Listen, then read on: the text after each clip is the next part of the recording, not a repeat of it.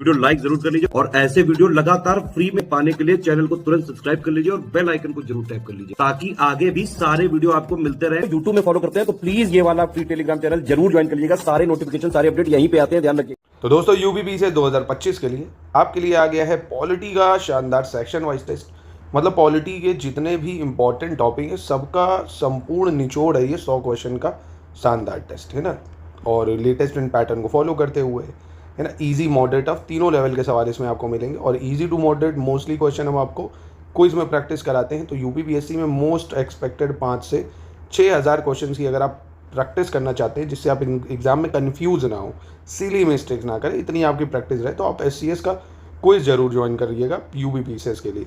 और test series से आपको हम स्टेटमेंट वाले या सर्चन रीजन वाले मॉडरेट टू टफ सवाल होगी यहाँ प्रैक्टिस करा देते हैं ना। तो टेस्ट सीरीज लेने के लिए आप इन नंबरों पे कॉन्टैक्ट कर सकते हैं हमको।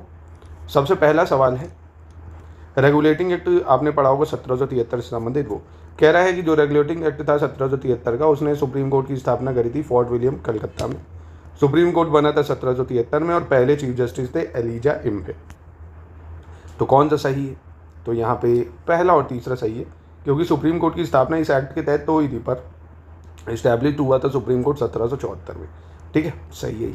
देखिए दोस्तों, अभी आप जितनी समय बचा है ना उसके लिए चीज़ों को क्रिस्प ज़रूर कर लिया करिए ना। शॉर्ट टाइम में रिवीजन के लिए अगर मतलब रिवीजन के लिए आपके पास अगर जितना भी मटेरियल कम होगा, कंसोलिडेट कर रखे होगे, तो आपको फ़ायदा होगा। इसलिए एससीएस का सिलेक्शन मटेरियल जितना है आप उसी से पढ़िए, तो वो क्या है एकदम क्रिस्प है भाई। लिस्टिंग है पूरी शॉर्ट में, आप उसके फैक्ट्स पूरे प्रीलिम्स के लिए अगर उतना लर्न करते हैं तो ईजिली एग्जाम का कट ऑफ निकाल सकते हैं टेस्ट और कोई से प्रैक्टिस कर लीजिए। दूसरा है, नीचे दिए गए वाक्य में सही विकल्प का चयन करना है। कह रहा है ये स्टेटमेंट जो थी ये किस एक्ट में लिखी थी कि कोई भी भारतीय या क्राउन का जो मूल निवासी है अपने धर्म, जन्म स्थान, आनुवंशिकता, वर्ण या इनमें से किसी भी कारण से कंपनी के अधीन कार्यालय सेवा के लिए अयोग्य नहीं होगा। मतलब नो इंडियन और native subject of the crown shall be disqualified for office और service under the company by reason of his religion, place of birth, hereditary caste और एनी ऑफ दिस रीजन। तो ये किस एक्ट के through आया था? ये आया था चार्टर एक्ट 1833 में। ठीक है, फिर क्वेश्चन नंबर 3, इसमें आपको सही बताना होगा कौन सा सही होगा। पिट्स इंडिया एक्ट जो है 1784, इसमें कह रहा है बोर्ड ऑफ कंट्रोल की स्थापना करी गई थी, नियंत्रण परिषद की। और 1813 के चार्टर के द्वारा लॉर्ड विलियम बेंटिक पहला गवर्नर जनरल भारत का बना था। और 1833 में क्रिश्चियन मिशनरियों को भारत में जो है एजुकेशन को प्रमोट करने की अनुमति दी गई थी, मतलब काम करने के लिए भारत में। तो यहाँ पे सही कौन सा होगा? तो पहला सही है सिर्फ पिट्स इंडिया एक्ट वाला, क्योंकि क्रिश्चियन मिशनरीज को परमिशन मिली 1813 के थ्रू। और पहला गवर्नर जनरल भारत का जो पोस्ट आई थी वो आई थी 1833 के चार्टर से। लॉर्ड विलियम बेंटिक बनता है पहला गवर्नर जनरल ऑफ इंडिया, यानी पहला स्टेटमेंट सिर्फ यहाँ तीसरे में सही होगा। क्वेश्चन नंबर 4, निम्नलिखित में से कौन सी विशेषताएं भारत सरकार अधिनियम 1935 से भारतीय संविधान में ली गई हैं? Which of the following feature have been taken from the government of India 1935 to the Indian constitution? तो कौन सी चीज़ें ली गई हैं बताना है। तो फेडरल स्कीम यानी संघीय योजना, गवर्नर का कार्यकाल यानी ऑफिस ऑफ राज्यपाल, राज्यपाल का कार्यकाल कार्यालय, जुडिशरी यानी न्यायपालिका और पब्लिक सर्विस कमीशन यानी लोक सेवा आयोग। तो यहाँ पे कौन सी चीज़ें गवर्नमेंट ऑफ इंडिया 1935 से ली है? तो यहाँ पे चारों स्टेटमेंट बिल्कुल सही हो जाएंगे। क्वेश्चन नंबर 5 देखते हैं, इसमें से आपको गलत पहचानना है, कौन सा गलत होगा। 20 फरवरी 1947 को ब्रिटिश प्रधानमंत्री क्लीमेंट एटली ने घोषणा की थी कि भारत में ब्रिटिश शासन जो है 30 जून 1948 तक समाप्त हो जाएगा। तो ये 2 डेटें का महत्व है, मतलब इन्हीं से आपको पहचानना है कि ये सही है कि नहीं। दूसरा है 3 जून 1947 को ब्रिटिश सरकार ने भी ये स्पष्ट कह दिया था कि भारत की संविधान सभा द्वारा बनाया गया कोई भी संविधान देश के उन हिस्सों पर भी लागू हो सकता है जो इसे स्वीकार करने के इच्छुक नहीं है। तो बहुत ही आसान था, यही गलत हो जाएगा, क्योंकि ब्रिटिश सरकार ने बोला था कि ये संविधान सिर्फ वहीं लागू होगा जो इसको स्वीकार करें, जो नहीं करना चाहते वो ना करें, है ना। तो ये स्टेटमेंट जो है गलत है, ये सही है। याद रखना कि 30 जून 1948 को बोला था खत्म हो जाएगा ब्रिटिश शासन, और अनाउंस करा था 20 फरवरी 1947 को। तो यहाँ पे दूसरा स्टेटमेंट गलत हो जाएगा। क्वेश्चन नंबर 6 देखते हैं, 1773 का रेगुलेटिंग एक्ट पे ही बेस सवाल है। कह रहे हैं रेगुलेटिंग एक्ट के दोषों को दूर करने के लिए जो बाद में एक अधिनियम आया था जिसे एक्ट ऑफ सेटलमेंट कहा गया, वो कौन सा एक्ट था जिसे एक्ट ऑफ सेटलमेंट के नाम से जाना गया? तो ये था आपका अमेंडिंग एक्ट जो था 1781, इसे एक्ट ऑफ सेटलमेंट के नाम से भी जाना जाता है, 1781 का एक्ट। ठीक है, फिर कह रहे हैं किस अधिनियम के तहत कंपनी के कर्मचारियों को किसी भी निजी व्यापार में यानी प्राइवेट ट्रेड जो है उसमें शामिल होने या मूल निवासियों से उपहार या रिश्वत स्वीकार करने पर रोक लगा दी गई थी पूरी तरह से कि किसी तरह के प्राइवेट ट्रेड कंपनी के लोग नहीं कर सकते हैं। तो ये कौन से एक्ट के थ्रू लगाई गई थी? तो आसान था, नो प्राइवेट ट्रेड, जो रेगुलेटिंग एक्ट 1773 आया था। क्योंकि बहुत सारे लोग जो थे खुद ही प्राइवेट ट्रेड कर रहे थे, करप्शन बहुत हो रहा था, है ना, नुकसान हो रहा था कंपनी को, इसलिए बोला गया कि कोई जो आदमी है वो कंपनी का, वो खुद से ट्रेड नहीं कुछ करेगा। 1783 के पिट्स इंडिया एक्ट से संबंधित सही विकल्प इसमें से कौन सा होगा, ये आपको पहचानना होगा। तो ध्यान से देखिएगा स्टेटमेंट। इस अधिनियम ने कंपनी के वाणिज्यिक यानी कॉमर्शियल और पॉलिटिकल कार्यों को अलग कर दिया। This act had allowed court of director to manage political affairs, यानी राजनीतिक मामलों के प्रबंधन के लिए निदेशक मंडल की स्थापना की। इसी अधिनियम ने दोहरी सरकार की व्यवस्था स्थापित की। तो देखिए, पिट्स इंडिया एक्ट की एक खास बात यह है कि यहाँ 2 बॉडी बनी, एक बना कोर्ट ऑफ डायरेक्टर, एक बना बोर्ड ऑफ कंट्रोल, यानी नियंत्रक, इसको क्या बोलेंगे हिंदी में, निदेशक मंडल, हिंदी में इसको क्या बोल देंगे, निदेशक मंडल बोल देंगे। और एक जो बोर्ड ऑफ कंट्रोल बना, यानी नियंत्रण बोर्ड कह सकते हो आप। तो देखो, सी से कोर्ट ऑफ डायरेक्टर और सी से कॉमर्शियल, ऐसे आप लिंक करो। तो यानी कोर्ट ऑफ डायरेक्टर जो था वो कॉमर्शियल फंक्शन के लिए बनाया गया, यानी वाणिज्यिक चीज़ें तो थी वो कोर्ट ऑफ डायरेक्टर देख रहा था, पॉलिटिकल चीज़ें बोर्ड ऑफ कंट्रोल देख रहा था। तो इसलिए ये गलत हो जाएगा, पॉलिटिकल अफेयर के लिए बोर्ड ऑफ कंट्रोल था। पहला दूसरा सही हो जाएगा, ठीक है, यानी फर्स्ट और थर्ड सही है, यानी ऑप्शन सी हो जाना चाहिए। क्वेश्चन नंबर 9 देख लेते हैं। 1853 के चार्टर अधिनियम के लिए गलत बताना है। 1853 का चार्टर एक्ट है, ये गलत कौन सा है? कह रहा है इस अधिनियम ने पहली बार गवर्नर जनरल की जो परिषद थी उसके विधायी और प्रशासनिक कार्यों को अलग कर दिया, यानी लेजिस्लेटिव और एडमिनिस्ट्रेटिव फंक्शन जो थे गवर्नर जनरल काउंसिल को, उसको अलग अलग कर दिए भाई। और इस अधिनियम ने परिषद में विधान पार्षद कहे जाने वाले 9 सदस्यों को जोड़ने का प्रावधान किया, यानी this act had provided for addition of 9 new member called legislative councillor to the council. तो यहाँ पे कौन सा गलत हो जाएगा आपका? दूसरा गलत हो जाएगा, क्योंकि लेजिस्लेटिव काउंसिल में 9 नहीं 6 नए मेंबर को शामिल किया गया। कितने? 6 नए मेंबरों को, मतलब नए सदस्यों को जोड़ने का प्रावधान करा गया था। तो यानी गलत जो है वो ऑप्शन 2 यहाँ पे गलत हो जाएगा, पहला बिल्कुल सही। इसके बाद क्वेश्चन नंबर 10, गलत का विकल्प जो है वो बताना है 1861 के भारतीय परिषद अधिनियम, यानी इंडियन काउंसिल एक्ट 1861 के लिए, ठीक है, कौन सा इसमें से गलत होगा? 1862 में बंगाल के लिए नई विधान परिषद की स्थापना का प्रावधान, यानी जो है provision was made for establishment of new legislative council in Bengal 1862।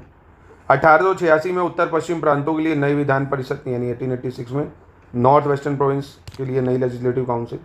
और 1897 में पंजाब के लिए नई विधान परिषद की स्थापना, यानी provision for the establishment of new legislative council in Punjab, यानी पंजाब में 1897 में कह रहा है नई लेजिस्लेटिव काउंसिल बनाई, एक सेकेंड, पंजाब में, और नॉर्थ वेस्ट प्रोविंस में 1886 में, और बंगाल में 1862 में। कौन सा यहाँ पे गलत होगा ये बताना है। तो देखिए, यहाँ पे कोई भी गलत नहीं है, ये तीनों स्टेटमेंट सही हैं और बेहद आपको याद भी रखने वाले हैं, इंपॉर्टेंट है। पंजाब में कब बना, नॉर्थ वेस्ट प्रोविंस में कब बना, बंगाल में कब बना, ठीक है। चलिए अगला सवाल है, कह रहा है 1946 में जो अंतरिम कैबिनेट थी, मतलब अंतरिम सरकार थी, उसमें रेलवे और परिवहन विभाग जो था, रेलवे ट्रांसपोर्ट, ये कौन देख रहा था? इस विभाग, मतलब ये विभाग किसके पास था इनमें से? तो सरदार बलदेव सिंह, लियाकत खान, या अशराफ अली, या गजनफर अली खान। तो इसका सही उत्तर क्या हो जाएगा? इसका सही उत्तर हो जाएगा आपका अशराफ अली। क्या हो जाएगा? अशराफ अली, ठीक है, इनके पास था ये रेलवे और परिवहन विभाग, क्योंकि सरदार बलदेव सिंह ये डिफेंस मिनिस्टर थे, कह सकते हो हिंदी में रक्षा विभाग था। लियाकत अली खान जो था फाइनेंस था इनके पास, या वित्त विभाग कह सकते हो। और गजनफर अली खान जो था हेल्थ मिनिस्टर इनके पास था, है ना, स्वास्थ्य विभाग।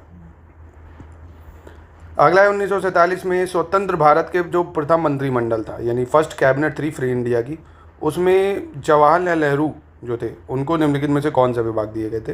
पंडित नेहरू के पास कौन कौन से विभाग थे? ठीक है, तो इसमें से आपको बताना है विदेश, राष्ट्रमंडल, संचार या वैज्ञानिक अनुसंधान। तो इसका सही उत्तर क्या होना चाहिए? देखिए, इनके पास तो एक्सटर्नल अफेयर्स था, इनके पास कॉमनवेल्थ रिलेशन थे इनके पास, और साइंटिफिक रिसर्च भी यही देख रहे थे, वैज्ञानिक अनुसंधान वगैरह। संचार विभाग की बात करें अगर, तो ये संचार विभाग रफ़ी अहमद किदवई थे, उनके पास था, रफ़ी अहमद किदवई, ठीक है, ऑप्शन सी सही हो जाएगा। संविधान सभा के सत्रों के संबंध में सही विकल्प बताना है, select the correct option. Regarding session of constitution assembly, तो पहला सेशन 1947, चौथा, पाँचवा, छठा, क्या ये टाइम पीरियड सही लिखे हुए हैं ये आपको बताना है। संविधान का पहला सत्र कब हुआ था भाई? अगर आपको बताओ, बहुत ही आसान है और ये याद भी आपको रखना चाहिए। 9 दिसंबर 1946 को कॉन्स्टिट्यूशन असेंबली की फर्स्ट मीटिंग हुई थी, ठीक है। दूसरी 1947 में, ये तो चौथा, ये गलत हो जाएगा, दूसरा होना चाहिए था 1947 में। यानी यहाँ पे अगर हम देखें तो सिर्फ आपका 2 और 3 सही होना चाहिए, 2 और 3 है ना, चतुर्थ और फिफ्थ, क्योंकि ये भी आपका 47 में हुआ है और फिफ्थ भी 1947 में हुआ। छठा सेशन की बात करें ये 1948 में हो जाएगा, तो ये कह सकते हो आप, यानी बी ऑप्शन ठीक है। निम्नलिखित देशों को उनके अनुच्छेदों की कुल संख्या के आधार पर अवरोही क्रम में लगाना है कि किस देश में कितने अनुच्छेद हैं, असेंडिंग ऑर्डर यानी कम से ज़्यादा की तरफ। USA, Canada, Australia, south Africa. ठीक है, तो इसका उत्तर क्या होना चाहिए? अमेरिका का तो आपने पॉलिटी में पढ़ा होगा, सबसे छोटा संविधान माना जाता है, मात्र 7 अनुच्छेद इसमें, है ना। और कनाडा के में 147 के आसपास हैं, ऑस्ट्रेलिया वाले में 128 हो जाएंगे, और साउथ अफ्रीका में 153। तो यानी ऑप्शन बी हो जाना चाहिए यहाँ पे। ठीक है, चलिए अगले में भी आपको गलत की पहचान करनी। जो कॉन्स्टिट्यूशन असेंबली है उसने नेशनल फ्लैग को कह रहा 22 जुलाई 1947 को अडॉप्ट करा, नेशनल एंथम यानी राष्ट्रगान को 24 जनवरी 1949 को, और नेशनल सॉन्ग को यानी राष्ट्रगीत को 24 जनवरी 1950 को। तो बहुत ही आसान है। यहाँ देखिए पहला सही है, तीसरा भी सही है, क्योंकि दूसरा जो है नेशनल एंथम इसको भी 24 जनवरी 1950 को ही किया गया था, है ना। तो इसलिए हम पहला गलत पूछ रहे हैं, तो ऑप्शन 2 गलत हो जाएगा। ठीक है, चलिए अगले में पूछ रहा है संविधान सभा की प्रमुख समितियों में से संबंधित गलत विकल्प का चयन करना है, चूज द इनकरेक्ट स्टेटमेंट। संघ शक्ति समिति जवाहरलाल नेहरू, प्रांतीय यानी प्रोविंशियल सरदार पटेल, प्रारूप समिति अम्बेडकर, प्रक्रिया समिति या रूल ऑफ प्रोसीजर कमेटी जीवी मावलंकर। तो यहाँ पे कौन सा गलत हो जाएगा? तो बहुत ही आसान है, रूल ऑफ प्रोसीजर कमेटी जो थी ये राजेंद्र प्रसाद जी देख रहे थे, ये किसके पास थी?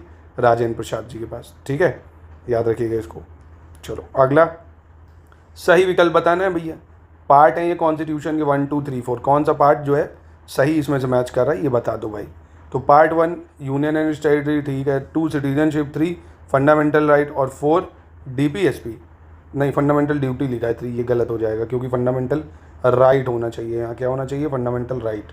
तो ये तो गलत है क्योंकि फंडामेंटल ड्यूटी की बात करें वो 4 है में, यानी 1, 2, 4 सही है जो आपको दिख रहा है ऑप्शन सी में। 18 में देख लेते हैं, इंपॉर्टेंट आर्टिकल हैं आपके, अनुच्छेद 132 के बारे में है, 33 के बारे में, 34 के बारे में। ठीक है, 132 कह रहा है संवैधानिक मामलों में सर्वोच्च न्यायालय के अपीली क्षेत्राधिकार, यानी अपेलियर ज्यूरिसडिक्शन है सुप्रीम कोर्ट का कॉन्स्टिट्यूशनल केसेस में। अपेलियर ज्यूरिसडिक्शन आपराधिक मामलों यानी क्रिमिनल केसेस में 133, अपेलियर ज्यूरिसडिक्शन सुप्रीम कोर्ट का सिविल केसेस में 134। तो यहाँ पे कौन सा सही हो जाएगा ये बताना होगा आपको। तो यहाँ पे सिर्फ और सिर्फ पहला सही हो जाएगा। कॉन्स्टिट्यूशनल केसेस यानी संवैधानिक क्षेत्र जो मामले होंगे उसमें सुप्रीम कोर्ट का अपीली न्यायालय जो क्षेत्र है वो 132 आर्टिकल में है। और अगर हम क्रिमिनल की बात करें यानी क्रिमिनल मैटर्स की बात करें अगर, तो वो किस में आना चाहिए? 34 में आना चाहिए ना। क्रिमिनल केसेस जो है वो 34 में है, सिविल केसेस जो है वो 133 में है ना। तो ऐसे कॉन्स्टिट्यूशनल, सिविल, क्रिमिनल 132, 33, 34। तो यहाँ 1 सही है सिर्फ। अगला देखते हैं क्वेश्चन नंबर 19 क्या कह रहा है, सही बताना है 19 में। विच of the following provision can be amended by special majority of parliament, है ना, एंड कंसेंट ऑफ स्टेट, यानी राज्यों की भी सहमति चाहिए और विशेष बहुमत भी चाहिए।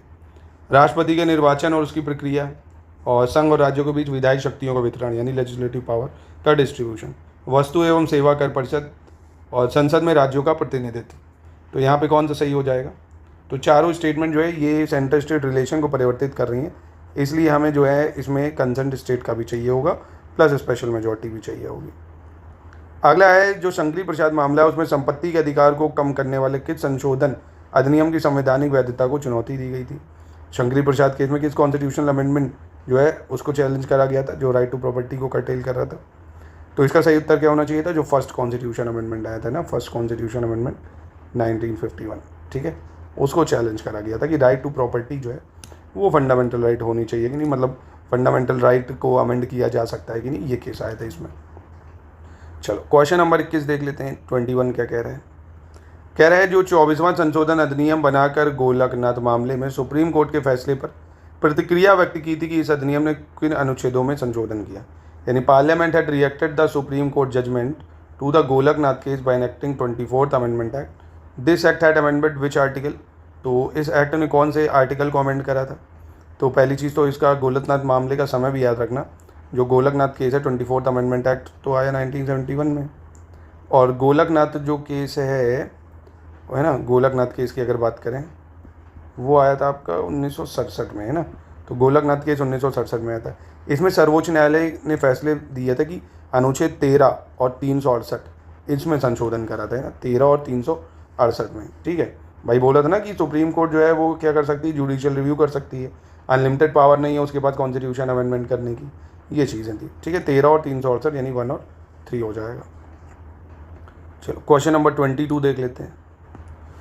कह रहे हैं इंदिरा गांधी मामले के तहत सर्वोच्च न्यायालय ने 39 संशोधन अधिनियम के एक प्रावधान को अमान्य कर दिया था, जिसमें निम्नलिखित में से किससे जुड़े चुनावी विवादी को सभी अदालतों के अधिकार क्षेत्र से बाहर रखा गया था। यानी जो 39 अमेंडमेंट एक्ट आया था, supreme court had invalidated a provision and kept the election dispute involving whom among the following outside the jurisdiction of all court। यानी जो ये अमेंडमेंट कर दिया था ना 39 अमेंडमेंट की, इनके इलेक्शन के डिस्प्यूट सुप्रीम कोर्ट नहीं देख सकता है। तो ये कौन से थे भैया? तो एक तो आपके हो जाएगा इसमें प्राइम मिनिस्टर और स्पीकर ऑफ लोकसभा, है ना, प्राइम मिनिस्टर और स्पीकर ऑफ लोकसभा, यानी ऑप्शन बी सही हो जाना चाहिए, ठीक है। चलिए फिर कह रहा है कि इस मामले में सर्वोच्च न्यायालय ने मूल संरचना के सिद्धांत जो है बेसिक स्ट्रक्चर उसको दिया था कि 24 अप्रैल 1973 के बाद अधिनियमित संवैधानिक संशोधन पर लागू होगा, कि भाई इसके बाद से जो भी एक्ट है वो अगर बेसिक स्ट्रक्चर को हम करेंगे तो उसको नल एंड वॉइड किया जाएगा। तो बहुत ही आसान है, केशवानंदा भारती केस आया था जो 1973 में। चलिए 24 नंबर प्रश्न देखते हैं। किन प्रावधानों को संसद के विशेष बहुमत द्वारा संशोधित किया जाता है, स्पेशल मेजोरिटी द्वारा? Fundamental right, DPSP, fundamental duties. तो बहुत ही आसान, एक तो फंडामेंटल राइट और डीपीएसपी, इसके लिए स्पेशल मेजोरिटी चाहिए होती है, ठीक है। चलो अगला देख लेते हैं, क्वेश्चन नंबर 25 क्या कह रहा है। कह रहा है elephant was adopted as a symbol of constitution assembly और BN Rao was appointed as a constitutional adviser to constitution assembly. यानी संवैधानिक सलाहकार BN राव थे, हाथी जो था संविधान सभा का प्रतीक था। कौन सा गलत है? तो भाई गलत तो कोई नहीं है, क्योंकि दोनों स्टेटमेंट बिल्कुल सही हो जाएंगे यहाँ पे, ठीक है। 26 में आपको सही बताना होगा यहाँ पे। HBR Iyengar was secretary of constitution assembly और SN Mukherjee was chief draftman, यानी संविधान जो थे उसके मुख्य प्रारूपकार थे कौन? SN मुखर्जी। तो यहाँ पे कौन सा सही होना चाहिए? तो यहाँ पे भी दोनों स्टेटमेंट ठीक है, कि जो प्रारूपकार थे चीफ ड्राफ्टमैन थे SN Mukherjee, HR Iyengar secretary हो गए। क्वेश्चन नंबर 27 में कह रहा है जो BR अम्बेडकर जी 26 नवंबर 1949 को the constitution as settled by the assembly be passed, है ना, constitution was settled by the assembly be passed on 26 November 1949। How many member of the constitution assembly had signed on this motion of the constitution. भाई जब संविधान को हमने क्या करा था, अडॉप्ट कर लिया था 26 नवंबर 1949 को, तो कितने लोगों ने उस पर सिग्नेचर करे थे? बहुत ज़्यादा महत्वपूर्ण सवाल है। तो ये करे थे 284 मेंबर, कितने? 284, ठीक है। काफ़ी इंपॉर्टेंट और फैक्चुअल सवाल है जो आपको याद रखना है। 284 ही उस दिन उपस्थित थे, है ना, और टोटल थे कितने वैसे ये भी पूछ लिया अगर, तो 299 थे, है ना। 299 सदस्यों में से 284 उपस्थित थे, ये हो जाएगा। गलत बताइए भैया, सेलेक्ट द इनकरेक्ट ऑप्शन। कौन सा गलत होगा? संविधान सभा यानी कॉन्स्टिट्यूशन असेंबली ने मई 1949 में राष्ट्रमंडल में भारत की सदस्यता की पुष्टि की थी और कॉन्स्टिट्यूशन असेंबली ने इलेक्ट करा था राजेंद्र प्रसाद को पहला प्रेसिडेंट में 1949 में। तो यहाँ पे गलत कौन सा हो जाएगा?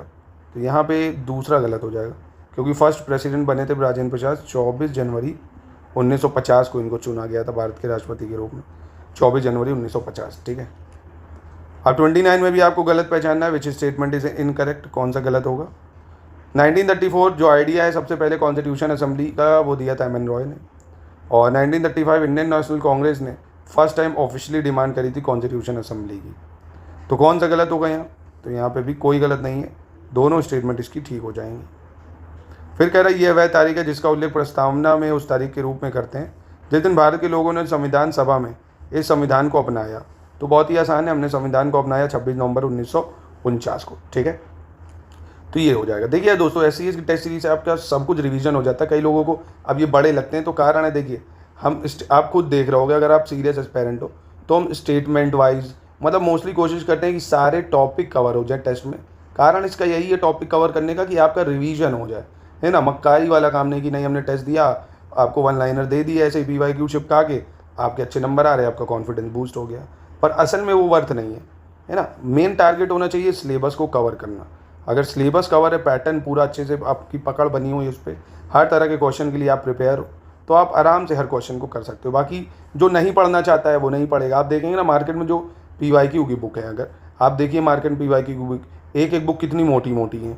अब अगर वो history, geography, polity, science, environment, economy सबकी करने बैठ जाओगे ना, सालों लग जाएंगे। और क्या इतना याद कर पाओगे? इससे अच्छा तो आप स्टडी फॉर सिविल सर्विसेज का टू द पॉइंट जो कंटेंट है SCS का, उसको आप पढ़िए, पूरा सिलेबस कवर होगा आपका। PYQ भाई आएंगे बहुत ज़्यादा, 20-30 आए, अगर आए तो, नहीं आए तो वो भी नहीं है, है ना। PYQ सिलेबस थोड़ी है, इसलिए सिलेबस को टारगेट करिए। UPPCL 2025 के लिए, 26 के लिए, RO, ARO, प्री और मेंस किसी भी एग्जाम की तैयारी आप कर रहे हो ना, तो तुरंत स्टडी फॉर सिविल सर्विसेज के पेड बैच को ज्वाइन करिए। सारे पेड बैच हमारे चल रहे हैं, बिहार PCS का भी चल रहा है।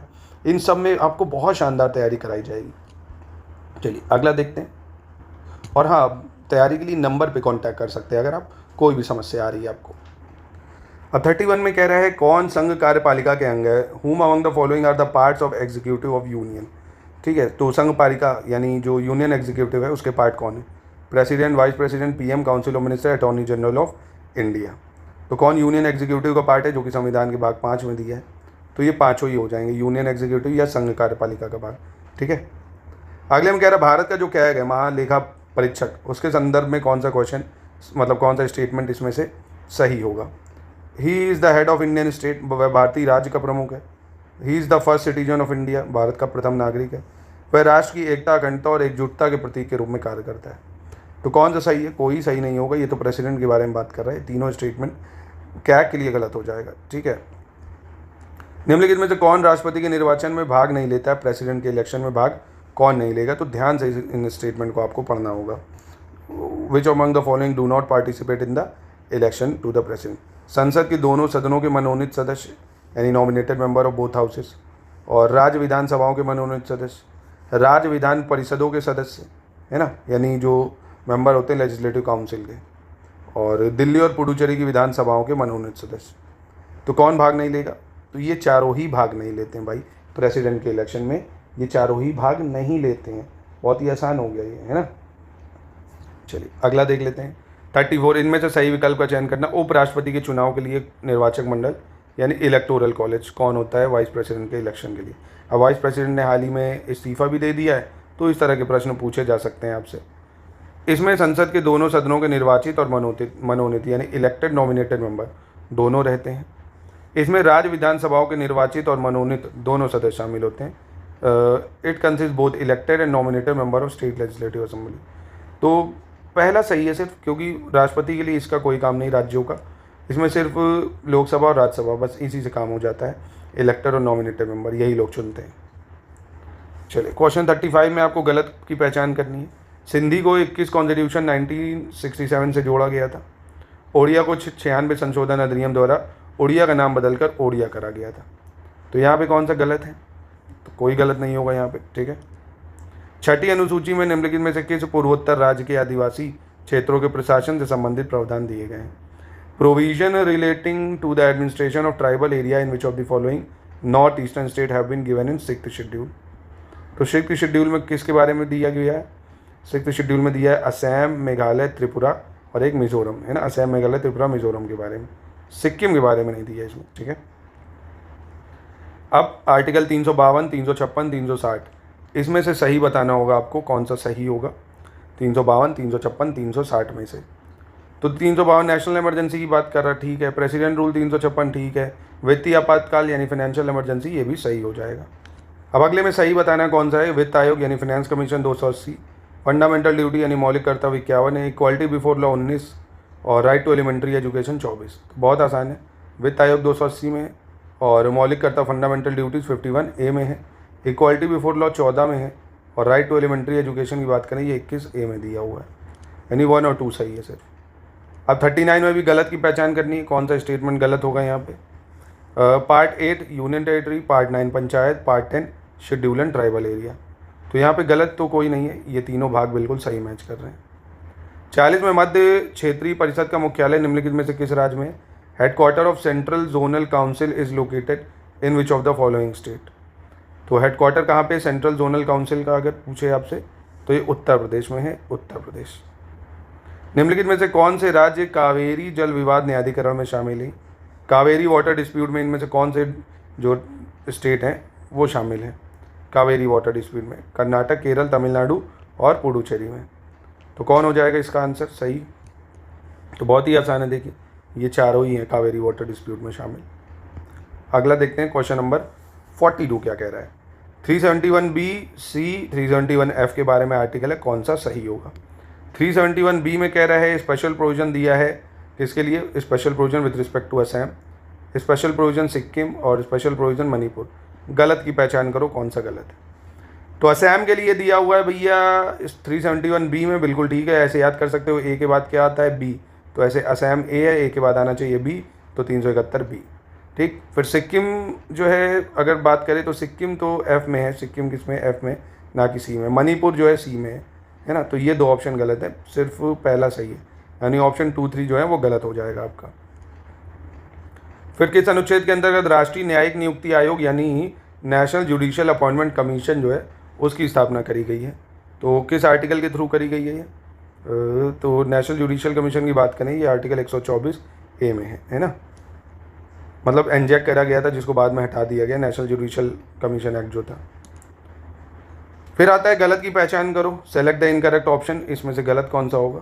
प्रेसिडेंट 52 में है, इलेक्शन प्रेसिडेंट का 54 में है, राष्ट्रपति पे महाभियोग यानी इम्पीचमेंट 58, ओथ पावर 60। तो यहाँ पे इनकरेक्ट की बात करें अगर, तो राष्ट्रपति में महाभियोग की प्रक्रिया जो है ये बहुत इंपॉर्टेंट है, 61 पे है, आर्टिकल 61 में दी हुई है ना। क्योंकि राष्ट्रपति के चुनाव के लिए योग्यता क्या होंगी, एलिजिबिलिटी क्या होंगी राष्ट्रपति के इलेक्शन के लिए, ये 58 में है ना, इम्पीचमेंट 61 में। बाकी ये तीनों बिल्कुल ठीक है। चलो फिर से इसमें से गलत आर्टिकल बताना होगा, कौन सा आर्टिकल गलत है? 79, 80, 81, 83। ठीक है, 79 संसद का गठन, 80 राज्यसभा की संरचना, 81 लोकसभा की संरचना, संसद की सदस्यता के लिए योग्यता 83। तो यहाँ पे संसद के सदनों की अवधि है 83, ना कि सदस्यों की योग्यता। संसद के सदनों की क्या है, यानी ड्यूरेशन जो होना चाहिए संसद का क्या है? ड्यूरेशन ऑफ पार्लियामेंट, ड्यूरेशन की बात करें। 46 निम्नलिखित राज्यों को राज्यसभा में उनकी सीटों के आधार पर लगाना है अवरोही क्रम में, यानी डिसेंडिंग ऑर्डर में। किस राज्य में ज़्यादा सीटें हैं, किस राज्य में कम सीटें हैं? तो बिहार, महाराष्ट्र, तमिलनाडु, उत्तर प्रदेश। बिहार में राज्यसभा की कितनी सीटें हैं? 16 सीटें हैं। महाराष्ट्र में राज्यसभा की 19 हैं, तमिलनाडु में 18 हैं, उत्तर प्रदेश में 31 हैं। तो क्रोनोलॉजी हो गई आपकी 4, 2, 3, 1। ठीक है, एक बार लोकसभा और राज्यसभा की सीटें देख लेना, एग्जाम में पूछी जा सकती हैं मिलान करने में। अगला देखते हैं question 47। Legislative assembly is not present under the legislature of which of the following union territory? मतलब किस केंद्र शासित प्रदेश के विधानमंडल के अंतर्गत विधानसभा मौजूद नहीं है ना। तो दिल्ली, पुडुचेरी, जम्मू कश्मीर, लद्दाख। कहाँ पे नहीं है भैया विधानसभा? बहुत ही आसान हो जाएगा ये तो, लद्दाख नहीं होगा। ठीक है, फिर कह रहे 2013 में 3 पूर्वोत्तर राज्यों में स्वतंत्र उच्च न्यायालयों की स्थापना की गई थी। निम्नलिखित में से कौन सा पूर्वोत्तर राज्य उन राज्यों में से नहीं है ना? Independent high court had been established in 3 north eastern state, which of the following north east state is not among these state? तो मणिपुर, सिक्किम, मेघालय, त्रिपुरा। क्या हो जाना चाहिए इसका आंसर? इसका आंसर हो जाना चाहिए आपका सिक्किम। ठीक है, कौन सी संघीय सरकार की विशेषताएं हैं फेडरल गवर्नमेंट फीचर्स के आइन में से?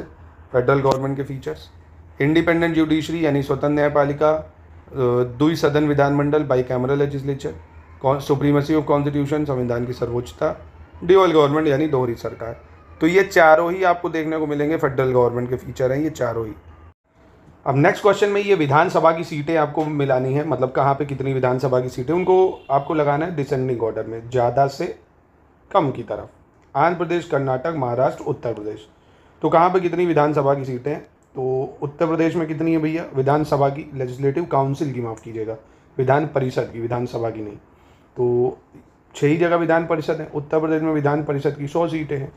महाराष्ट्र की बात करें तो यहाँ 78 हैं, और कर्नाटक की बात करें तो यहाँ 75 है, और आंध्र प्रदेश की बात करें तो यहाँ 58 है।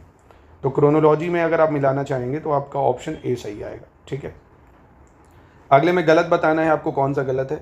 जो भारत शासन अधिनियम 1919 था उसके अंतर्गत भारतीय विधायिका का जो अंतिम निर्वाचन है 1945 में आयोजित किया गया, यानी जो लास्ट इलेक्शन है टू द इंडियन लेजिस्लेचर वो 1945 में हुआ बाय दिस एक्ट। और जो पावर है प्रेसिडेंट की ऑर्डिनेंस इशू करने की, वो हमने गवर्नमेंट ऑफ इंडिया एक्ट 1935 से ली है, अध्यादेश जारी करने की शक्ति। तो यहाँ कोई गलत नहीं है, दोनों स्टेटमेंट सही हो जाएंगे। अब 52 में आपको सही बताना है यहाँ पे कौन सा सही होगा। भारत सरकार अधिनियम 1935 द्वारा स्थापित संघ में अवशिष्ट शक्तियाँ गवर्नर जनरल को दी गई हैं, यानी जो रेसिडरी पावर है गवर्नमेंट ऑफ इंडिया 1935 के थ्रू वो दी गई थी गवर्नर जनरल को। और गवर्नमेंट ऑफ इंडिया 1935 में फेडरल गवर्नमेंट का सिस्टम दिया है, यानी संघीय सरकार की व्यवस्था दी गई थी। और ऑल इंडिया फेडरेशन जो है यानी अखिल भारतीय संघ की स्थापना भी 1935 भारत सरकार अधिनियम से की गई। तो यहाँ पे सही कौन सा है? तो यहाँ पे भी तीनों स्टेटमेंट बिल्कुल करेक्ट हो जाएंगे। अब इसमें गलत पहचानना है, सेलेक्ट द इनकरेक्ट ऑप्शन। तो यहाँ पे कौन सा गलत है कि भारत सरकार अधिनियम 1935 जो था गवर्नमेंट ऑफ इंडिया 1935, इसने बाइकैमरल लेजिस्लेचर इस्टेब्लिश करा, यानी 2 सदन विधायिका। और डायरकी जो है सेंटर में यानी केंद्र में गवर्नमेंट ऑफ इंडिया एक्ट 1935 से स्थापित की गई। तो यहाँ पे आपका गलत कौन सा है? तो यहाँ पे आपको देखने को मिलेगा पहला वाला गलत, क्योंकि केंद्र में द्विसदनीय व्यवस्था जो थी बाइकैमरल लेजिस्लेचर वो गवर्नमेंट ऑफ इंडिया 1919 से आया था, और केंद्र में डायरकी लगी 1935 से, प्रोविंसेस में लगी थी 1919 से। तो यानी जो दूसरा ऑप्शन है वो गलत हो जाएगा यहाँ पे, ठीक है। सॉरी दूसरा कह रहा हूँ, पहला गलत हो जाएगा ना, क्योंकि ये गलत है पहला, दूसरा बिल्कुल सही हो जाएगा। चलो 54 देख लेते हैं, सही विकल्प चयन करना है। 1942 में कह रहा पहली बार क्रिप्स मिशन ने निर्वाचित संविधान सभा द्वारा भारत के संविधान की स्थापना का प्रस्ताव रखा था। भाई फर्स्ट टाइम जो है क्रिप्स मिशन ने प्रपोज करा था कॉन्स्टिट्यूशन असेंबली स्टैब्लिश करने के लिए। और जो अंतरिम कैबिनेट थी यानी अंतरिम सरकार थी, उसमें जवाहरलाल नेहरू जो थे वो वाइस प्रेसिडेंट थे एग्जीक्यूटिव काउंसिल के, यानी कार्यपालिका परिषद के उपसभापति। तो यहाँ पे सही कौन सा है? तो यहाँ पे भी दोनों स्टेटमेंट बिल्कुल ठीक हो जाएंगे। अगले में आपको सही बताना है, सेलेक्ट द करेक्ट ऑप्शन। यहाँ पे कौन सा सही होगा? संविधान सभा की प्रथम बैठक की जो अध्यक्षता है डॉक्टर सच्चिदानंद सिन्हा ने की, और 11 दिसंबर 1946 को राजेंद्र प्रसाद को स्थायी यानी परमानेंट संविधान का सभा का अध्यक्ष चुना गया।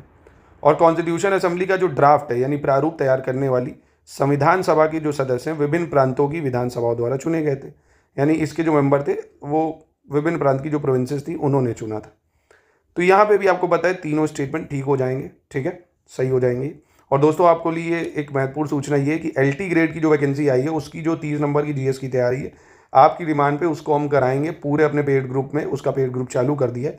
BEO की वैकेंसी भी आपको जल्द ही देखने को उसका नोटिफिकेशन भी मिल जाएगा, है ना। इसकी भी वैकेंसी इसी साल आना कंफर्म हो गया है, इसकी भी हमने पेड ग्रुप लॉन्च किया। आप BEO की वैकेंसी की भी पूरी तैयारी कर सकते हैं। RO की नई वैकेंसी जो 2026 की है उसका भी हमारा ग्रुप 23 अगस्त से चल रहा है, उसको आप ज्वाइन कर सकते हैं। UPBCS की पूरी तैयारी आप 2025 और 26 की प्री से लेकर मेंस तक की पूरी तैयारी आप एक ही जगह पे कर सकते हैं। कट ऑफ ईजिली क्लियर कर सकते हैं आप प्री मेंस का। जितना अगर हम देंगे उतना आप पढ़ते हैं, उतनी प्रैक्टिस करते हैं, लगातार आंसर राइटिंग करते हैं हमारे साथ मिलकर, आराम से आप तैयारी कर सकते हैं घर बैठे। तो इन नंबरों पर आप जोड़ सकते हैं जिस भी एग्जाम की आप तैयारी करना चाहते हैं। क्वेश्चन नंबर 56, इसमें आपको सही बताना है। कह रहे हैं संविधान सभा में 15 महिलाएं थी और विंस्टन चर्चिल ने कहा था संविधान सभा कांग्रेस थी और कांग्रेस भारत। गांधी जी ने बोला था कि जो यूनिवर्सल एडल्ट फ्रेंचाइज है यानी वयस्क मताधिकार 15 वर्षों के लिए स्थगित करने की बात करी थी, ठीक है। तो यहाँ पे सही कौन सा है? तो यहाँ पे आप देखेंगे पहला सही हो जाएगा। क्यों? क्योंकि देखिए संविधान सभा कांग्रेस और कांग्रेस भारत ये ऑस्टिन का कथन था, ग्रैनविल ऑस्टिन जो था उसका कथन था ये। और मौलाना अबुल कलाम आज़ाद ने बोला था कि universal adult franchise for 15 years in constitution assembly, है ना, ये आज़ाद का कथन था, मौलाना अबुल कलाम आज़ाद। 57 में आपको गलत पहचानना है, चूज द इनकरेक्ट। यहाँ पे कौन सा गलत है? भारत के संविधान की जो प्रस्तावना है प्रीएम्बल है उसका विचार दक्षिण अफ्रीका से लिया यानी साउथ अफ्रीका से लिया प्रीएम्बल। और जुडिशियल रिव्यू का जो कॉन्सेप्ट है वो हमने USA से लिया यानी अमेरिका से लिया है। तो बहुत ही आसान हो जाएगा। यहाँ पे पहला गलत है क्योंकि प्रीएम्बल भी हमने USA ही से लिया है ना, USA ही का कॉन्स्टिट्यूशन है पहला जो प्रीएम्बल से शुरू होता है। अगला 58 में भी आपको सही बताना है कौन सा सही होगा। कह रहा है जो रूस का संविधान है वो दुनिया का पहला रिटन कॉन्स्टिट्यूशन है और भारतीय संविधान में मौलिक अधिकारों की अवधारणा फ्रांस से ली गई है यानी फंडामेंटल राइट हमने फ्रांस से लिए हैं। तो देखिए आसान सवाल है ना, यहाँ पे दोनों आपके क्या हो जाएंगे? गलत हो जाएंगे, मतलब दोनों ही सही नहीं है, ना तो एक ना दो, क्योंकि USA का संविधान विश्व का पहला लिखित संविधान है और मौलिक अधिकार भी हमने USA के बिल ऑफ राइट से लिए हुए हैं। चलिए 59 नंबर क्वेश्चन देखते हैं, इसमें भी आपको सही बताना होगा। जो कैनेडियाई गणराज्य यानी कनाडा है उससे प्रभावित होकर भारतीय संविधान के निर्माताओं ने राज्यसभा के गठन में प्रतिमा, अनुभव और सेवा को प्रतिनिधित्व देने का निर्णय लिया था, यानी decide to give representation to stature, experience and service information of Rajya Sabha. और कंकरेंट लिस्ट जो है ये हमने ऑस्ट्रेलिया से ली है, समवर्ती सूची। तो यहाँ पे कौन सा सही है? तो यहाँ पे सॉरी गलत पूछ रहा है ना, माफ़ कीजिए गलत। तो पहला गलत है भाई, क्योंकि कंकरेंट लिस्ट ऑस्ट्रेलिया से ली है, ये बिल्कुल सही हो जाएगी। और ये जो है ना, हमने एक्सपीरियंस वगैरह, सर्विस वगैरह राज्यसभा में, ये आयरिश गणराज्य जो था उससे लिया हमने, है ना, आयरिश रिपब्लिक से। तो पहला गलत है यहाँ पे। क्वेश्चन नंबर 60, इसमें आपको सही बताना है कौन सा है। तो भारतीय संविधान का भाग 15 कह रहा है इलेक्शन कमीशन यानी निर्वाचन से संबंधित है। 18 कॉन्स्टिट्यूशन अमेंडमेंट यानी संविधान के संशोधन से। 20 आपातकालीन उपबंध यानी इमरजेंसी प्रोविजन से। तो यहाँ पे कौन सा सही होगा? सिर्फ देखिए पहला सही है, इलेक्शन कमीशन भाग 1 में दिया है। कारण क्या है? अमेंडमेंट ऑफ कॉन्स्टिट्यूशन की अगर बात करें, है ना, तो ये हमें भाग 20 में दिया हुआ है amendment of constitution. Emergency provision भाग 18 में दिया है। तो ये 2 ऑप्शन गलत, पहला सही हो जाएगा। दूसरा है 1992 के 71 संशोधन अधिनियम द्वारा कौन सी भाषाओं को 8वीं अनुसूची में जोड़ा गया था?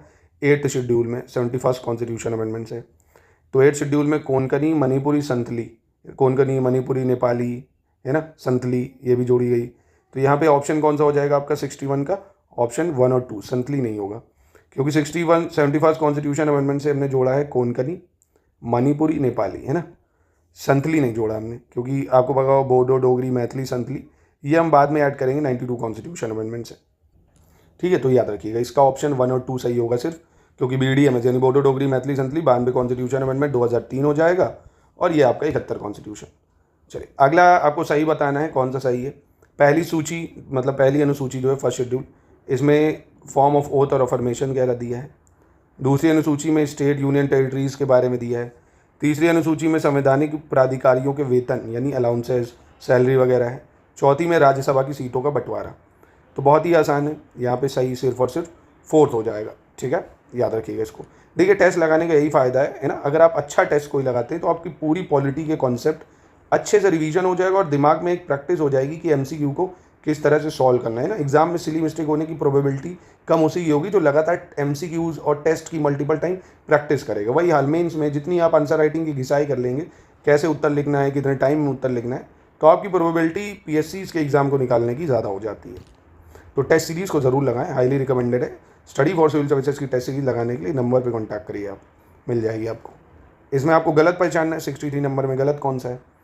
कह रहा है कोहेलो मामला भारत के संविधान की 8वीं अनुसूची से संबंधित है, और आर्थिक नियोजन यानी इकोनॉमिक प्लानिंग जो है ये भारत के संविधान के तहत समवर्ती सूची यानी कंकरेंट लिस्ट में आता है।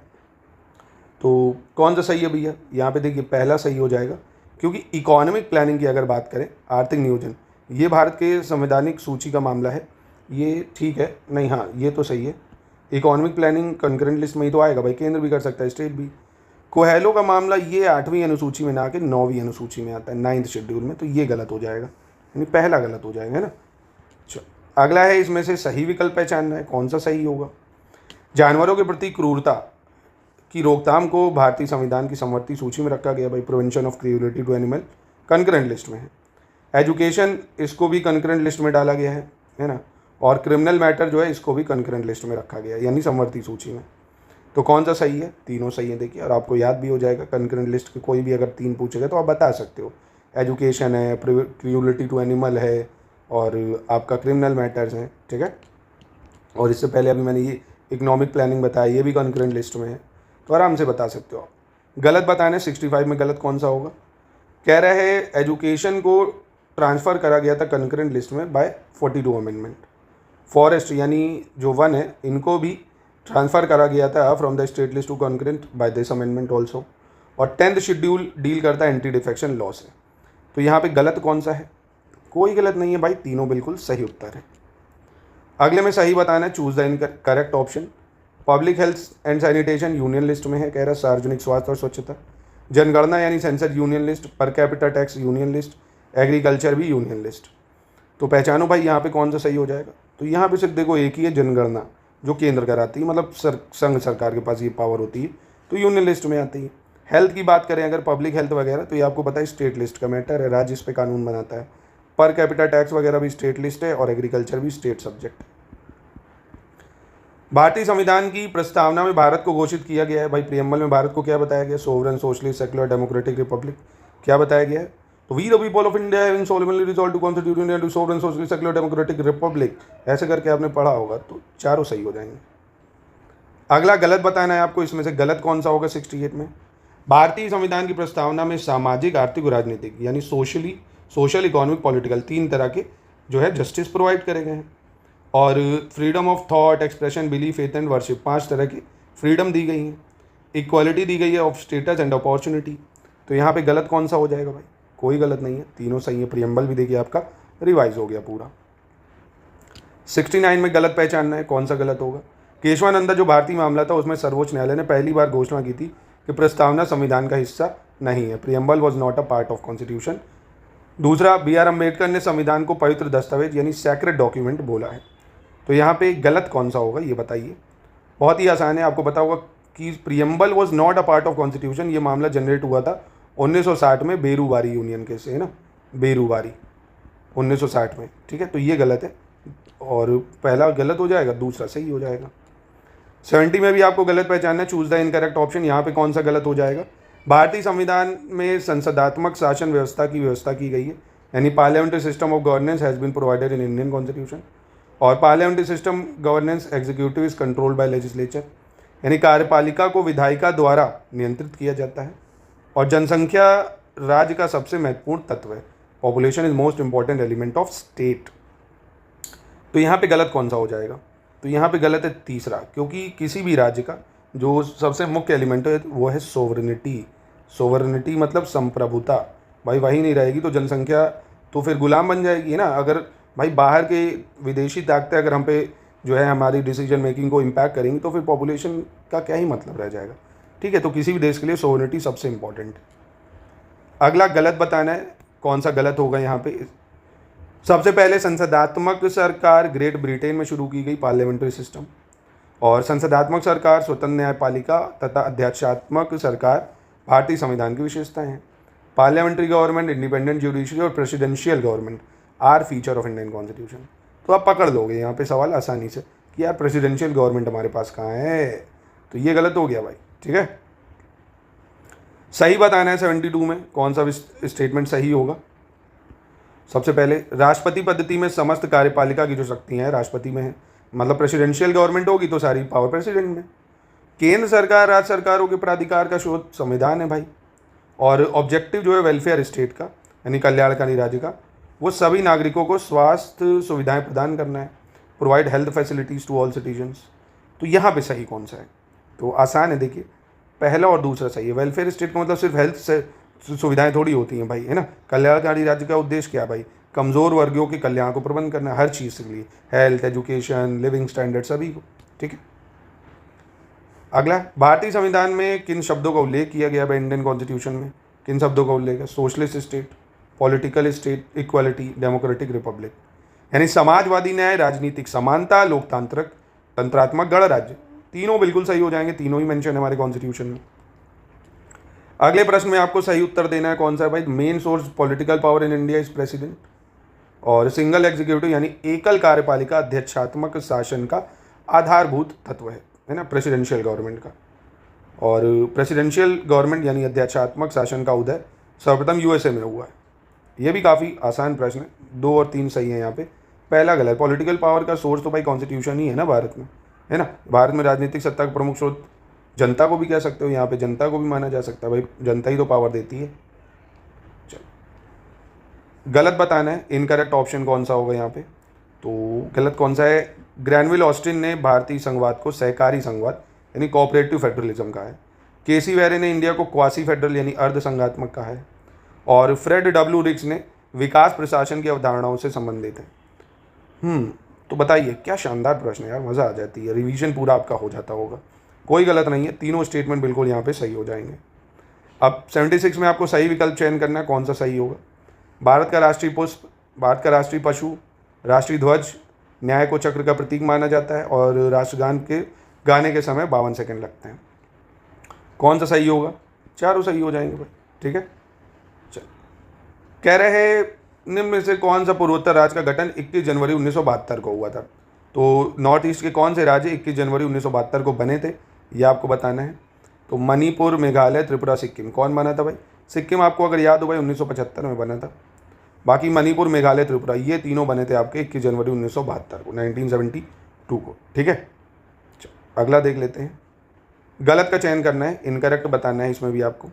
संविधान का प्रथम अनुच्छेद के अनुसार भारत एक राज्यों का संघ है, यानी यूनियन ऑफ स्टेट इंडिया। 3 कहता है भारतीय संसद को नया राज्य बनाने का अधिकार है, Indian parliament has right to create new state. और संसद को राज्यों की सीमाओं को परिवर्तित करने की शक्ति है, parliament has power to change the boundaries of state. कौन सा गलत है? तो बहुत बढ़िया प्रश्न, यहाँ पे भी कोई गलत नहीं है, तीनों स्टेटमेंट बिल्कुल यहाँ पे ठीक हो जाएंगे। अगले प्रश्न की तरफ बढ़ते हैं। क्वेश्चन नंबर 79, यहाँ पे भी आपको गलत पहचानना है, चूज द इनकरेक्ट ऑप्शन। कौन सा यहाँ पे गलत होगा? सबसे पहले कह रहा है कि इंडिपेंडेंस के बाद नए राज्यों के निर्माण के लिए 1956 में फजल अली की अध्यक्षता में एक राज्य पुनर्गठन आयोग गठित किया गया था और 14 स्टेट 6 यूनियन टेरिटरी ये इस्टेब्लिश करी गई हैं स्टेट रीऑर्गेनाइजेशन एक्ट 1956 से। Rajasthan was the first state formed on the basis of language after independence, यानी राजस्थान स्वतंत्रता के पश्चात भाषा के आधार पर गठित प्रथम राज्य है। तो यहाँ पे सही कौन सा है, गलत जो है कौन सा है? यहाँ पे पहला और तीसरा गलत हो जाएगा आपका, है ना, फर्स्ट और थर्ड गलत हो जाएगा, क्योंकि भाषा के आधार पे आपको पता है सबसे पहले कौन बना था? आंध्र प्रदेश बना था भाई, है ना। सबसे पहले कौन बना था? आंध्र प्रदेश बना था। और फजल अली कमीशन जो है ये 1953 में आया था, ना कि 56 में। तो ये है। अगला 80 में भी आपको सही बताना है, चूज द करेक्ट स्टेटमेंट। कौन सा सही है? कह रहा 35 कॉन्स्टिट्यूशन अमेंडमेंट जो था 1974, इससे दिल्ली को नेशनल कैपिटल टेरिटरी का दर्जा मिला और सिक्किम को स्टेटस मिला राज्य का बाय 69 कॉन्स्टिट्यूशन अमेंडमेंट एक्ट 1991। तो यहाँ पे सही तो कोई नहीं है भाई, क्योंकि दिल्ली को एनसीटी यानी नेशनल कैपिटल टेरिटरी का दर्जा मिला था 69 कॉन्स्टिट्यूशन अमेंडमेंट 1991 से, और सिक्किम को स्टेट का दर्जा मिला 35 कॉन्स्टिट्यूशन अमेंडमेंट एक्ट 1975 से। ठीक है, तो ऑप्शन डी सही। इसमें से गलत बताना है, चूज द इनकरेक्ट ऑप्शन। कौन सा यहाँ पे गलत होने वाला है? संयुक्त राज्य अमेरिका में दोहरी नागरिकता के सिद्धांत को स्वीकार किया गया, ड्यूअल सिटीजनशिप को, और नागरिकता अधिनियम जो है 1955 के अंतर्गत पंजीकरण द्वारा भारतीय नागरिकता प्राप्त करने के लिए भारतीय मूल के व्यक्ति को भारत में 5 वर्ष बिताने होंगे। अगर रजिस्ट्रेशन के थ्रू सिटीजनशिप लेनी है तो 5 साल भारत में रहना होगा। तो यहाँ पे गलत कौन सा है भाई? यहाँ पे गलत हो जाएगा, बहुत आसानी से आप पकड़ सकते हो, दूसरा, क्योंकि भारत में कम से कम 7 साल रहना होगा, तब आपको बाय रजिस्ट्रेशन सिटीजनशिप ग्रांट की जाती है। ठीक है, चलो अगला देखते हैं। क्वेश्चन नंबर 82, गलत बताना है नागरिकता जो संशोधन अधिनियम 2019 के संदर्भ में, यानी सिटीजनशिप अमेंडमेंट जो एक्ट है उसके संदर्भ में। ये विधेयक जो है, बिल है, 9 दिसंबर 2019 को लोकसभा में लाया गया था, पारित हुआ था मतलब, और 11 दिसंबर 2019 को राज्यसभा में पारित हुआ। राष्ट्रपति की सहमति की मिलने के बाद 12 दिसंबर 2019 को ये अधिनियम बन गया भाई, विधेयक मतलब बिल जो है एक्ट बन गया, और 10 जनवरी 2021 से ये लागू हो गया, इम्प्लीमेंटेड फ्रॉम 10 जनवरी 2021। तो कौन सा यहाँ पे हो जाएगा भाई गलत? तो आसान है, बता सकते हो आप। यहाँ पे देखिए, ये बिल इम्प्लीमेंट जो है 10 जनवरी 2021 नहीं, 10 जनवरी 2020 से लागू हुआ था। ठीक है, 2020। अगला देख लेते हैं 83 नंबर। इसमें आपको सही बताना होगा, choose the correct option. Sarvepalli Radhakrishnan जो है उन्होंने मौलिक अधिकारों पर संविधान सभा की बहस में भाग लेते हुए ये कहा था, मौलिक अधिकार हमारे लोगों के लिए एक प्रतिज्ञा और सभ्य विश्व के साथ किया गया एक समझौता है, यानी fundamental right are placed to our people and pact made with civilized world.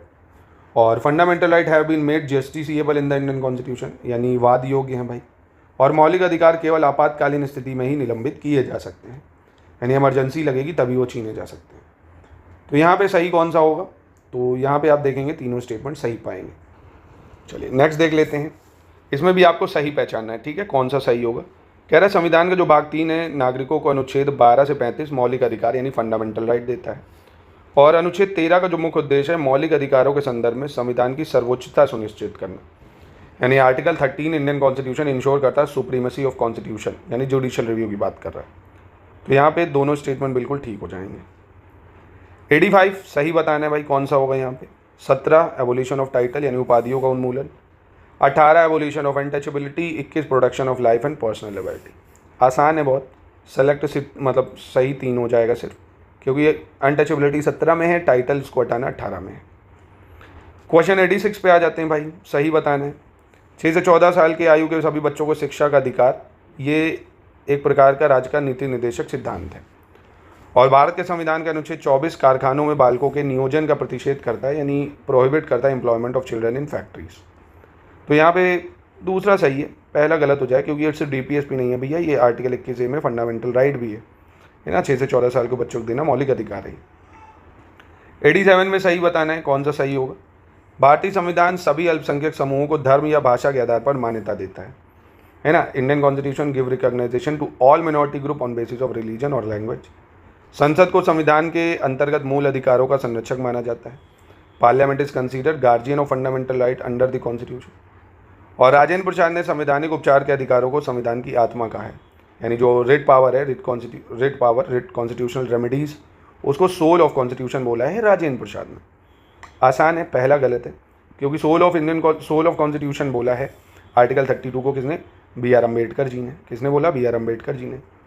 और दूसरा भैया, फंडामेंटल राइट का गार्जियन तो सुप्रीम कोर्ट होना चाहिए ना, ठीक है। चलो 88 गलत बताना है, कौन सा गलत होगा भैया? अनुच्छेद 32, इसके अंतर्गत मौलिक अधिकार को लगाने के लिए रिट जारी करी जाती है। रिट पावर की बात कर रहे हैं। व्यक्तिगत स्वतंत्रता के लिए उच्च न्यायालय बंदी प्रत्यक्षीकरण यानी रिट जारी करता है, कौन सी? हेबिस कॉर्पस पर्सनल लिबर्टी के लिए हाई कोर्ट भी इशू कर सकता है। When the Supreme Court issue writ to a person or institution to discharge its obligation, it is called a mandamus।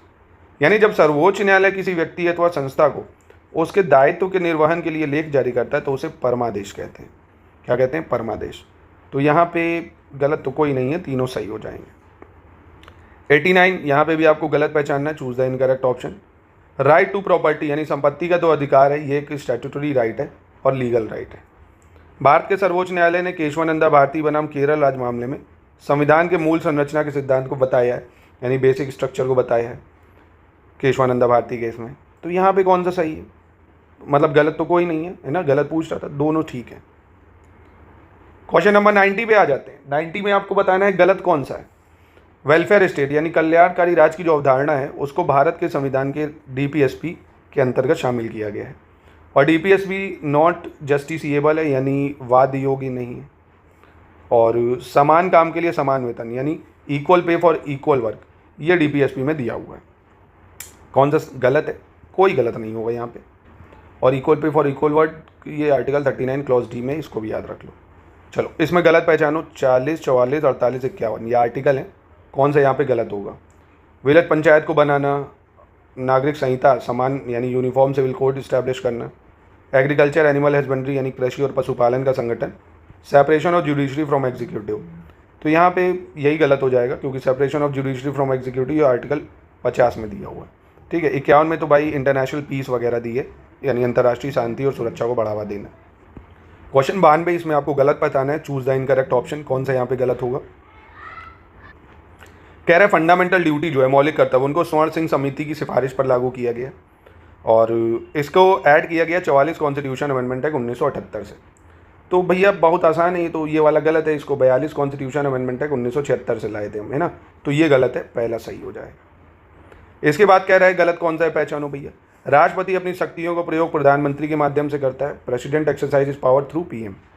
President is executive head यानी कार्यपालिका अध्यक्ष होता है भारत का राष्ट्रपति। और आर्टिकल 51 कहता है executive power of union are vested in parliament, यानी अंतर्गत 51 जो आर्टिकल है वो कहता है संघ की कार्यपालिका शक्तियाँ राष्ट्रपति में। तो ये तो अभी मैंने आपको 51 बताया, अंतर्राष्ट्रीय शांति वगैरह की बात करता है, इंटरनेशनल पीस एंड सिक्योरिटी की। तो ये तो गलत हो गया, है ना। ये तो क्या हो गया? गलत हो गया। यानी 93 का आपका गलत तो एक ये हुआ और दूसरा ये भी गलत हो गया, है ना। यानी पहला और तीसरा गलत हो जाएगा।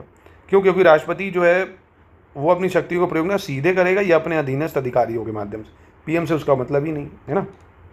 चलो गलत पहचानो, इसमें भी कौन सा गलत होगा। भारत के राष्ट्रपति के उम्मीदवार के प्रस्ताव को कम से कम 50 मतदाताओं द्वारा अनुमोदित किया जाना चाहिए। यानी अगर कोई भी कैंडिडेट खड़ा होता है प्रेसिडेंट इलेक्शन में, 50 प्रपोजर चाहिए। और राष्ट्रपति के निर्वाचन में राज्य के मुख्यमंत्री मतदान करने के लिए पात्र नहीं होता यदि वह राज्य विधानमंडल में उच्च सदन का सदस्य हो, यानी he is a member of upper house in the state legislature. तो यहाँ पे कौन सा गलत होगा भैया? तो यहाँ पे देखिए कोई गलत नहीं है, दोनों स्टेटमेंट बिल्कुल सही हो जाएंगे ना। 50 इलेक्टर चाहिए और 50 प्रपोजर चाहिए, 100 लोगों का सपोर्ट चाहिए होता है। और अगर जो मुख्यमंत्री है वो विधान परिषद का सदस्य है तो वो वोट नहीं दे सकता है, ठीक है। चलिए अगले में सही बताना है, कौन सा सही होगा यहाँ पे। राष्ट्रपति द्वारा जारी एक अध्यादेश संसद के सत्र शुरू होने के बाद 6 सप्ताह तक रखा जाना आवश्यक है। यानी ordinance issue by president required to keep in force 6 week after the commencement of session of parliament. मतलब मान लीजिए संसद का सत्र मानसून सत्र अभी चल रहा है, ठीक है, कोई ऑर्डिनेंस प्रेसिडेंट लाए थे जब नई सेशन चल रहा था, तो 6 हफ्तों तक वो रहेगा जब तक संसद चलेगी, है ना। और भारत का राष्ट्रपति वित्त आयोग का अध्यक्ष तथा संघ राज्य क्षेत्र के मुख्यमंत्री की नियुक्ति करता है। और नीति आयोग के उपाध्यक्ष की नियुक्ति प्रधानमंत्री द्वारा होती है। यानी प्रेसिडेंट अपॉइंट करते हैं chairman of finance commission and chief minister of union territory, और vice chairman of NITI Aayog ये अपॉइंट करते हैं प्राइम मिनिस्टर। तो यहाँ पे सही कौन से हैं? तीनों सही हो जाएंगे। गलत बताना है 96 में, कौन सा स्टेटमेंट यहाँ पे गलत होगा आपका? Vice president India is directly elected by MP of Lok Sabha और राज्यसभा। यानी भारत के उपराष्ट्रपति के निर्वाचन लोकसभा और राज्यसभा के सांसदों द्वारा प्रत्यक्ष रूप से होता है, ठीक। और उपराष्ट्रपति राज्यसभा का पदेन सभापति होता है, यानी vice president ex officio chairman होता है राज्यसभा का। और उपराष्ट्रपति को उसके पद से संसद के प्रस्ताव के द्वारा हटाया जा सकता है। Vice president can be remove from his office by a resolution of parliament. तो वाइस प्रेसिडेंट काफ़ी न्यूज़ में भी है, रिजाइन करा है क्योंकि उन्होंने। तो यहाँ पे ऑप्शन सी गलत हो जाएगा आपका, क्योंकि ये रेजोल्यूशन रिमूवल करने का राज्यसभा में आएगा, है ना, ठीक है। चलो गलत बताना है, choose the incorrect option. Japanese constitution, Irish constitution, US और ब्रिटिश, किससे हमने क्या लिया है? इसमें से कौन सा सही मैच नहीं कर रहा है? जापान से प्रोसीजर स्टैब्लिश बाय लॉ, यानी विधि द्वारा स्थापित प्रक्रिया। आयरिश से संसद के दोनों सदनों की संयुक्त बैठक, तो ये तो गलत है, आपको पता है। संसद के दोनों सदनों की संयुक्त बैठक अनुच्छेद 108 में पहली चीज़ किस में है? अनुच्छेद 108 में दी, और ये हमने ली कहाँ से? ऑस्ट्रेलिया से ली है। कहाँ से ली? ऑस्ट्रेलिया से। न्यायपालिका की स्वतंत्रता की बात करें अगर, तो ये हमने कहाँ से ली? इंडिपेंडेंस ऑफ जुडिशरी, यूएसए से। और ये तो सही है बाकी, है ना, ये तीनों सही है, सिर्फ आपका बी गलत हो जाएगा। इनकरेक्ट पहचानना है 98 में भी कौन सा आपका गलत होगा। 31 संशोधन अधिनियम 1972 ने लोकसभा सीटों की संख्या 525 से बढ़ाकर 45 करी, और 61 संशोधन अधिनियम 1989 ने लोकसभा और राष्ट्रीय विधानसभा चुनाव के लिए मतदान की जो आयु है 21 से घटाकर 18 करी, है ना, 61st कॉन्स्टिट्यूशन अमेंडमेंट एक्ट। और 525 से बढ़ाई 45, 1972। कौन सा गलत? कोई गलत नहीं है, दोनों स्टेटमेंट यहाँ पे ठीक हो जाएंगे आपकी, ठीक है। अगला देखते हैं भाई, सही बताना है 99 में कौन सा सही होगा, पहचानिए। यहाँ पे कह रहा है 100 कॉन्स्टिट्यूशन अमेंडमेंट एक्ट जो आया 2018, उसने राष्ट्रीय पिछड़ा वर्ग आयोग को एक संवैधानिक दर्जा प्रदान किया, जिसे 1993 में संसद के अधिनियम द्वारा लाए थे। यानी national commission for backward class की बात कर रहा है, जो आर्टिकल 338 बी में है ना, उसको कॉन्स्टिट्यूशनल स्टेटस मिल गया। और 101 कॉन्स्टिट्यूशन अमेंडमेंट 2016 से जीएसटी को इंट्रोड्यूस करा गया भारत में, कह रहा है। तो यहाँ पे सही कौन सा है? तो यहाँ पे दूसरा वाला सही हो जाएगा। क्यों? क्योंकि पहला गलत है इसलिए क्योंकि ये 100 कॉन्स्टिट्यूशन नहीं, 102 कॉन्स्टिट्यूशन अमेंडमेंट एक्ट से लाया गया था, ठीक है, जिसको आर्टिकल 338 बी में डाला गया था। बस इतना याद रखो। चलो अंतिम प्रश्न देख लेते हैं क्या कह रहा है। इनकरेक्ट बताना है। कह रहा है मंत्रिपरिषद सामूहिक रूप से संसद के दोनों सदनों के प्रति उत्तरदायी होते हैं, यानी काउंसिल ऑफ मिनिस्टर जो है रिस्पॉन्सिबल होते हैं बोथ हाउसेज ऑफ पार्लियामेंट। और लोकसभा के सदस्यों द्वारा बहुमत से अविश्वास प्रस्ताव पारित कर दिया जाता है तो मंत्रिपरिषद को इस्तीफा देना होगा। यानी अगर काउंसिल ऑफ मिनिस्टर जो है रिजाइन करना पड़ेगा उनको, अगर लोकसभा में नो कॉन्फिडेंस मोशन पास हो गया। और मंत्रिपरिषद के विरुद्ध जो अविश्वास प्रस्ताव है यानी नो कॉन्फिडेंस मोशन, उसको लाने के लिए लोकसभा के सदस्यों की संख्या कम से कम 50 होनी चाहिए, है ना। अगर अविश्वास प्रस्ताव लाना है तो कम से कम 50 मेंबर जो हैं वो उसमें पार्टिसिपेट करने चाहिए, ठीक है। बताइए कौन सा गलत है? तो आसान हो जाएगा, पहला गलत है भाई। क्यों पहला गलत है? क्योंकि काउंसिल ऑफ मिनिस्टर रिस्पॉन्सिबल होती है सिर्फ और सिर्फ लोकसभा से, क्योंकि वही तो चुन के आई है ना, ठीक है। तो ये है। तो कितने नंबर आए 100 में से, कितने कर पाए सही, कमेंट बॉक्स में उत्तर जरूर दीजिएगा। और ऐसे ही शानदार रिवीजन के लिए स्टडी फॉर सिविल सर्विसेज को और इस चैनल को अपना प्यार जरूर दीजिए, लाइक करिए, सब्सक्राइब करिए अगर